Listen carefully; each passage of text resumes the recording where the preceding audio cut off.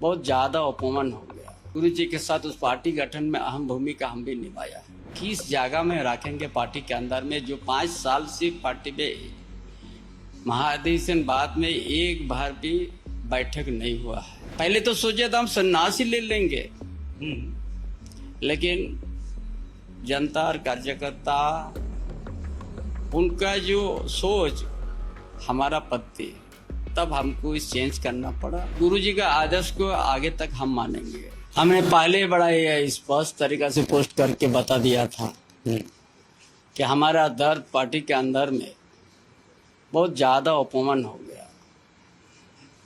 और जिस पार्टी ने हम भी गुरुजी के साथ उस पार्टी गठन में अहम भूमिका हम भी निभाया। जब मेरा साथ जिस तरह से घटनाक्रम होते गया तो हम बोला किस जगह में रखेंगे पार्टी के अंदर में, जो 5 साल से पार्टी में महाधिवेशन बाद में एक बार भी बैठक नहीं हुआ है। हाँ, 5 साल तक कोई पार्टी का बैठक कुछ नहीं है। कौन है, क्या भूमिका में है, क्या दायित्व है, किसी को पता नहीं है।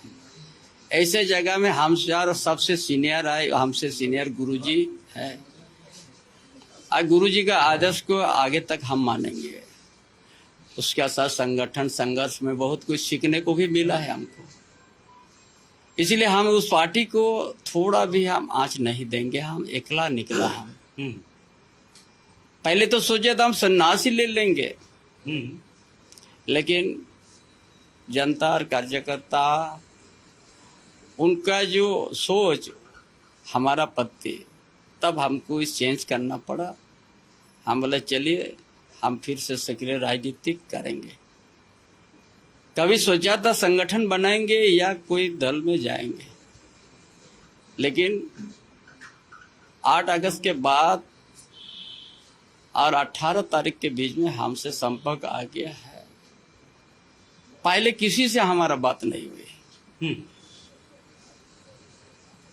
उसका बाद हमने सोचा जो झारखंड का जो परिस्थिति है, इस परिस्थिति में भारतीय जनता पार्टी छोड़ के दूसरा ऐसा कोई पार्टी नहीं है जो हम इस बात को रख सकता है, जो यहाँ का आदिवासी का अस्तित्व संकट में पहुंच गया है।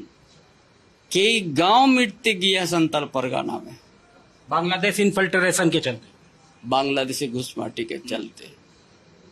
इसीलिए हम सोचा ये पार्टी छोड़ के दूसरा पार्टी से हम ये लड़ाई नहीं लड़ सकता है।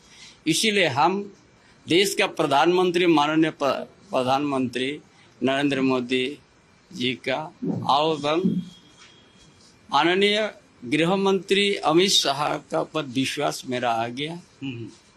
और वो विश्वास आने के बाद ही भारतीय जनता पार्टी में आज सदस्यता ग्रहण करने जा रहा है।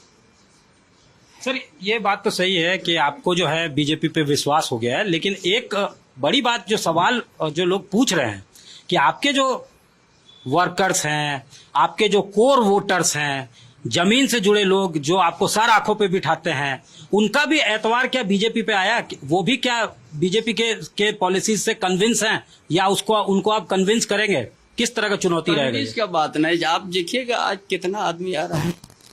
आज जब पार्टी का सदस्य ग्रहण करेंगे दुर्गा मैदान, शहीद मैदान में, उस समय देखिएगा कितना समर्थक हमारा साथ आ रहा है। हम अभी क्या बताएंगे? और जिस सोच के लिए हम संताल परगना या झारखंड को विकास करने के सोच के साथ हमने भारतीय जनता पार्टी को हम चुना है। इसीलिए आप जो भी दायित्व हमको देगा वो दायित्व हम निभाएंगे। और किस तरह का चुनौती सर इस पार्टी में देखते हैं? नई पार्टी है, आपने कुछ दिनों पहले देखा होगा कि जम्मू कश्मीर में काफी बवाल हुआ। वहां लोग कहने लगे कि हम लोग मेहनत किए हैं, अगर कोई बाहर से आ रहा तो उनको ज्यादा तवज्जो मिल रहा है। इस तरह का स्थिति यहाँ तो नहीं बनेगा? या फिर ये चुनौती के रूप में आप देखते हैं क्या? कोई चैलेंज है ये? काम करने वाले कोई चुनौती से कोई डरना भी नहीं चाहिए। हम तो संघर्ष करके आए, संघर्ष के बीच में तो बहुत कुछ चुनौती आता है। इसलिए उससे हम और कहीं हम नहीं समझते हैं कि इस तरह का होगा। लेकिन जिस पार्टी में हम जा रहे हैं उस पार्टी का सारा नीति नियम मान के जो हमको काम देंगे वो काम हम पार्टी के हित में, झारखंड के जनता का हित में, झारखंड का विकास और आदिवासी अस्तित्व को बचाने के लिए हम हर समय काम करते रहेंगे। सर, ये एक आखिरी सवाल ये है कि ये भी लोगों के मन में सवाल उठ रहा है कि एक बड़ा धुरी, जेएमएम का एक बड़ा चेहरा अगर इधर शिफ्ट कर रहा है तो किसको नफा नुकसान होगा? जेएमएम को नुकसान होगा, बीजेपी को फायदा होगा? इस तरह के सवाल भी लोग उनके जेहन में है। ऐसा सवाल आते रहता है और हम नहीं समझते कि ये सवाल का जवाब हमको देना चाहिए। ये सब आते रहेगा। मतलब आप अकेले चले, आपको उम्मीद है कि नहीं, हाँ, हम तो पहले ही बोला कि हम संगठन से किसी को नहीं लेंगे, हम अकेला निकले हैं, लेकिन जनता का समर्थन के साथ हम भारतीय जनता पार्टी का सदस्यता ग्रहण करेंगे।